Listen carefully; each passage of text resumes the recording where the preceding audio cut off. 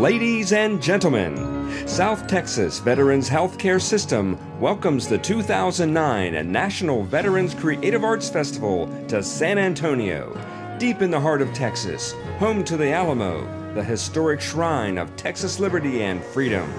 A rich, multicultural city, always dressed for fiesta, San Antonio sets the perfect stage of vibrant color and charm for an exciting festival where our nation's veterans can shine. The festival is presented by the Department of Veterans Affairs, as well as Help Hospitalized Veterans and the American Legion Auxiliary. As a courtesy to the stage show performers and other members of the audience, we ask that you refrain from taking flash photos and turn off all pagers and cell phones for the duration of the show. Thank you and enjoy the performance.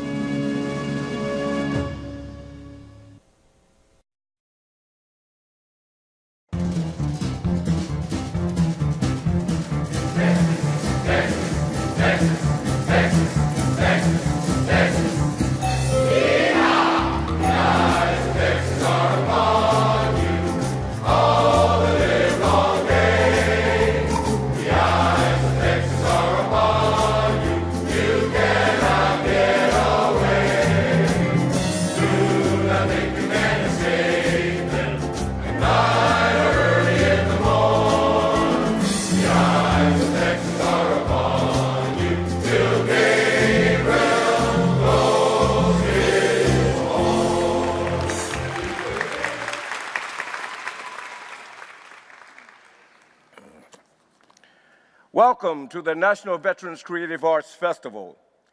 We are so honored to welcome the popular lifestyle columnist of the internationally syndicated favorite, Hints from Heloise, as our mistress of ceremonies for the festival show today. Her familiar column runs 7 days a week in more than 500 newspapers in the United States and abroad, and she is contributing editor of Good Housekeeping magazine, with a well-known monthly column, Good Advice, Heloise to the Rescue. She is the author of 11 books, including Get Organized with Heloise and Heloise Conquers Stinks and Stains.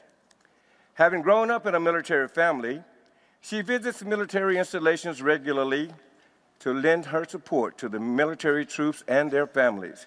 These visits have resulted in some extraordinary experiences for her, including tandem parachuting with the U.S. Army Golden Knights, flying a Navy FA-18 with the U.S. Navy Blue Angels, and landing on the USS Harry S. Truman aircraft carrier. Ladies and gentlemen, please join me in welcoming our distinguished mistress of ceremonies, one of San Antonio's own, Heloise.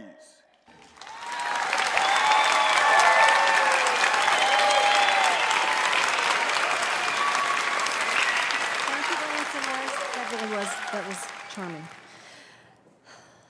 Minneapolis Navy veteran Peter Girard first became involved in community theater in his late 30s, opening up a new world for him.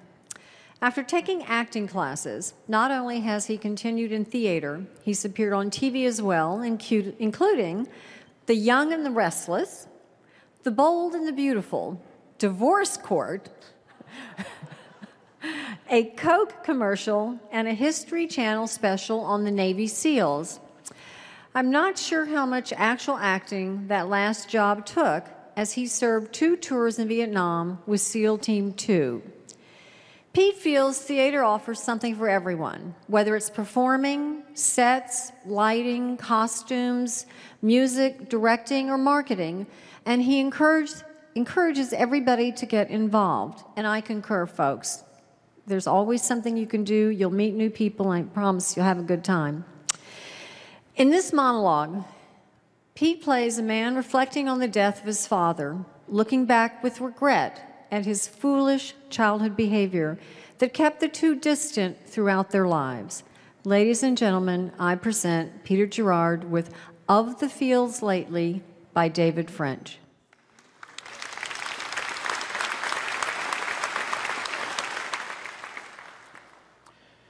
You know, it takes many incidents to build a wall between two men, brick by brick. I don't know if my father even remembered one such incident. He never spoke of it to me, but I always thought it was the cornerstone of the wall between us. It was a summer evening, 1957. My baseball team is playing for the championship. As usual, I hadn't reminded my father of the game because I was afraid he'd show up and embarrass me. 12 years old, I'm ashamed of my old man.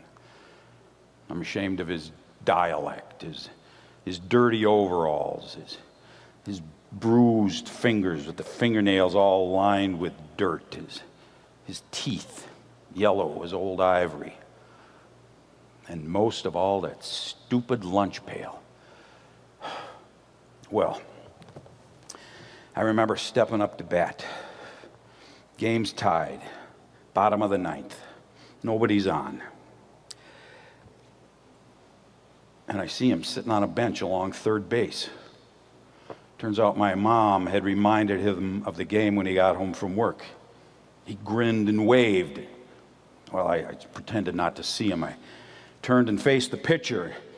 Angry at myself, I swung hard at the first pitch. There was a loud crack and the ball shot low over the shortstop's head for a double. Our next batter bunted. I made third. Now he's only a few feet away from me, my father. Ben! Ben, he cried. Over here, Ben! And still, I refused to acknowledge him. I just stared hard at the catcher, pretending concentration. And when the next pitch bounced through the catcher's legs and rolled all the way to the screen, I slid home and won the game. Ta-da! And my teammates pounce on me and hoist me up onto their shoulder and lug me around the infield, the hero. And there he is, jumping up and down, excited as hell, showing his teeth. Ben, he yells. Our eyes met for an instant. I looked away. At home that night, he never mentioned the game or having been there. He just went to bed unusually early. Through all these years, I never have gotten any closer to my father. The wall was always there, right up to his death yesterday. And I never did get to ask him that one simple question that's haunted me all my life. Ever since that summer evening when I was 12, the one and only time he came down to the schoolyard to watch me play. How'd you like the game?